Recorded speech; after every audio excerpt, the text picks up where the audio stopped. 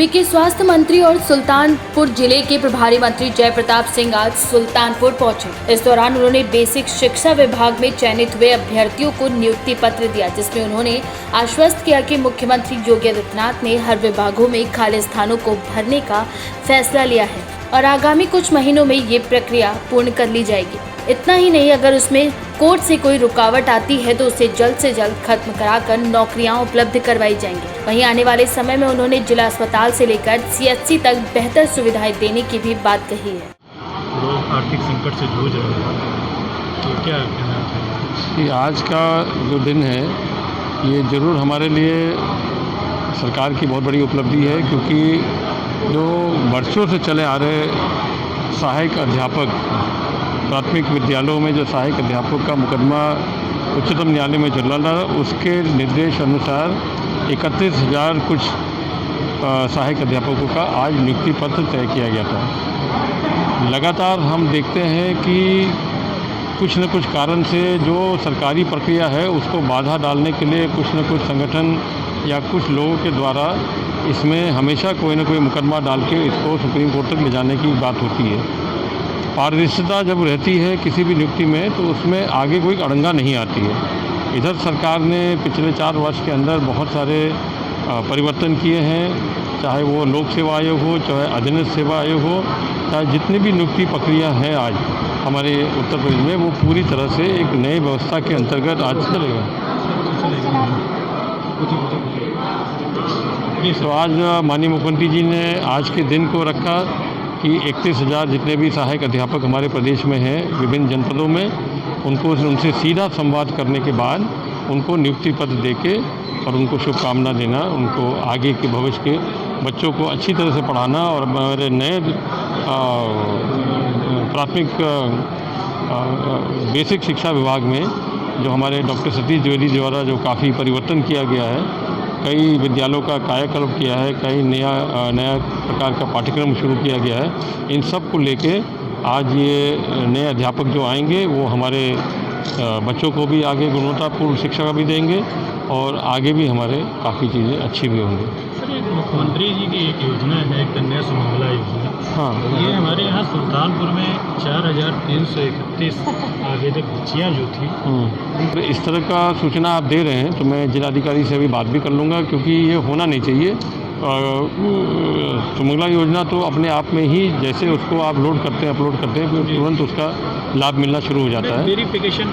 Verification तो जल्दी हो जाना चाहिए। अगर सुल्तानपुर जनपद में बड़ी संख्या में इस तरह का लंबित है तो मैं उसका पूरा डिटेल ले लेता हूँ जिलाधिकारी से और उसका पूरा समुचित निर्देश देता हूँ। सर, L2 समीक्षा करना L2 हॉस्पिटल खोलने की प्रक्रिया काफ़ी लंबे समय से चल रही है। हाँ, अब तक सुल्तानपुर जनपद में L2 हॉस्पिटल नहीं खुल पाया है। नहीं, देखिए अब L2, L1, L2, L3 ये कोरोना काल में हमने एक वर्गीकरण करके हमारे पेशेंट जिस तरह के होते हैं उनको उसमें रखने की व्यवस्था की है। हमारी पुरानी व्यवस्था जो है वो PHC, CHC और जिला अस्पताल है, वो पहले से चले आ रही है।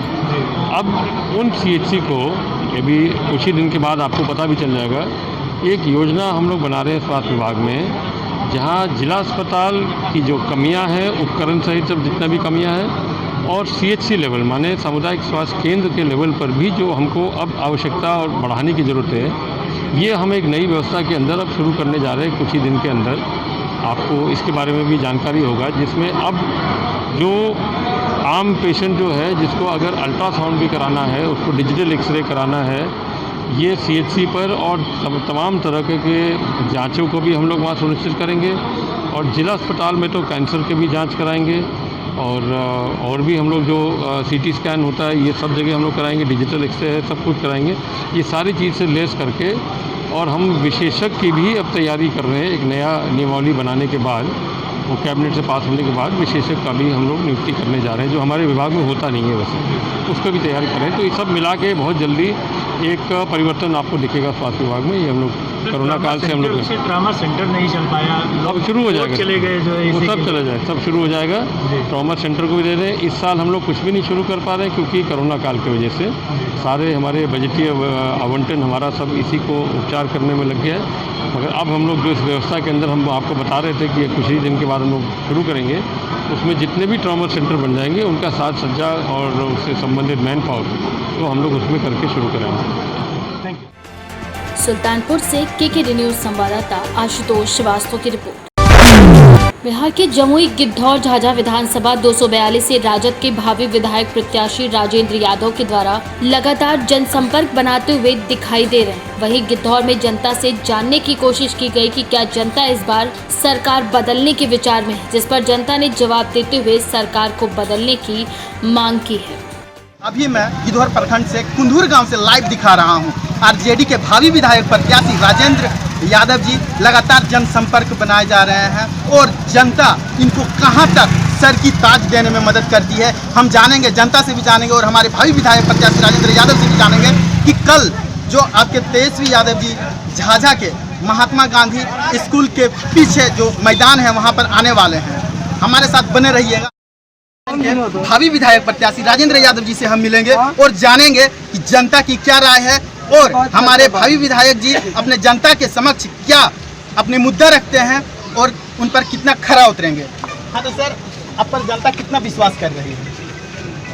जनता हमरे पर क्या विश्वास करेगा? तेजस्वी जी पर विश्वास कर रहा है। 95 का लहर है बिहार में, आंधी अंधड़ आंधी है। तेजस्वी यादव जी सर कल आने वाले हैं झाझा में, जो कि महात्मा गांधी उच्च विद्यालय जो है उसके पीछे मैदान में, तो उस पर आप क्या कहना चाहेंगे? उस पर तेजस्वी जी के उसी पर जो कहे हैं वो फिर आके संदेश लालू जी का कुछ बात बता देंगे और क्या। युवा के लिए सर आप क्या कहना चाहते हैं? युवा को 10 लाख नौकरी देने का काम करेंगे जी, तेजस्वी जी का सरकार बनेगा तो रोजगार देने का काम करेंगे। सर नीतीश सरकार कहीं बड़ी वादा कर रही है कि मैं विकास किया हूँ, मैं अपने विकास पर खरा उतरा हूँ, कहाँ तक सच्चाई है सर नीतीश कुमार? नीतीश कुमार का बोरा बिस्तरिया समझा कर घर चला गया, उनका चर्चा करना होती है। तेजस्वी जी का लहर है, तेजस्वी जी का सरकार बनने जा रहा है। इलेक्ट्रॉनिक मीडिया जैसे होता है उससे तेजस्वी जी का दिमाग है, इलेक्ट्रॉनिक फैक्ट्री खुलवाएगा बिहार में और स्मार्ट सिटी बनवाने का काम करेगा। अब हम यहाँ के ग्रामीणों से कुछ रुझाव लेंगे कि आरजेडी के विधायक प्रत्याशी राजेंद्र यादव की तरफ कितने वोट करते हैं और उसको जिताने में कितना समर्थन करते हैं हम जानते हैं।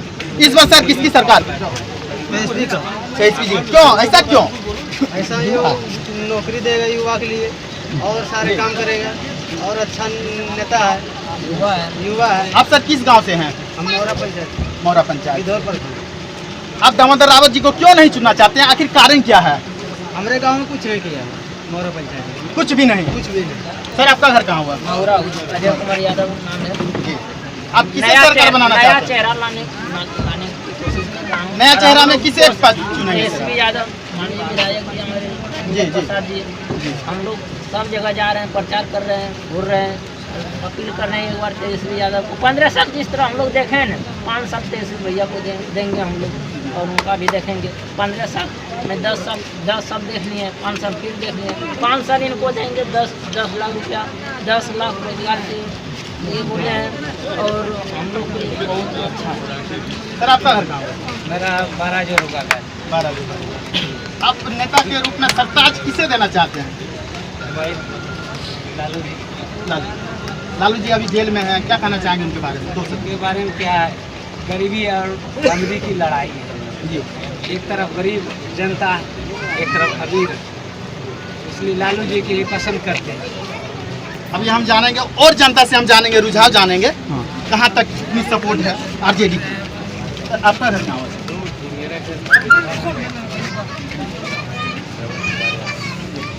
तो सर आपका घर गिद्धौर है, तो गिद्धौर के बगल में जदयू से दामोदर रावत जी आ रहे हैं, उनको आप क्यों नहीं चुनना पसंद कर रहे हैं? कैसे देखेंगे व्यवस्था आप देखते हो जी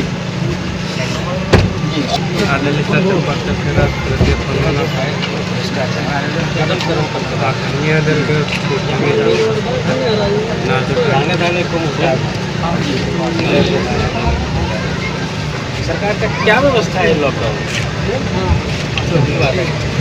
विकास की बात आप लोग करते हैं,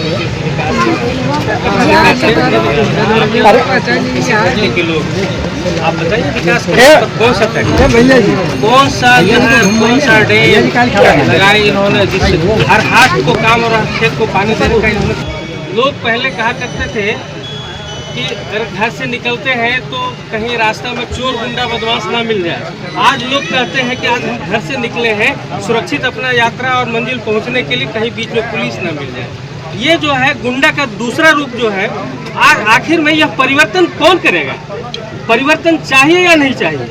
सर परिवर्तन सर लगातार नीतीश सरकार 15 वर्ष राज किए हैं और यहाँ के युवाओं को, मजदूर को बाहर पलायन करना पड़ता है, दूसरे राज्य में पलायन करना पड़ता है। इसका मुख्य कारण क्या है?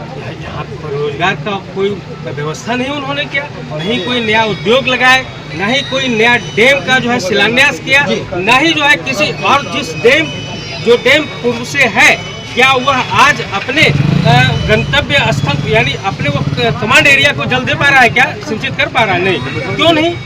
आप करोड़ करोड़ यदि उस पर खर्च कर रहे हैं तो आपके इस खर्च का उपयोग हो रहा है या दुरुपयोग हो रहा है? यह लूट है या नहीं?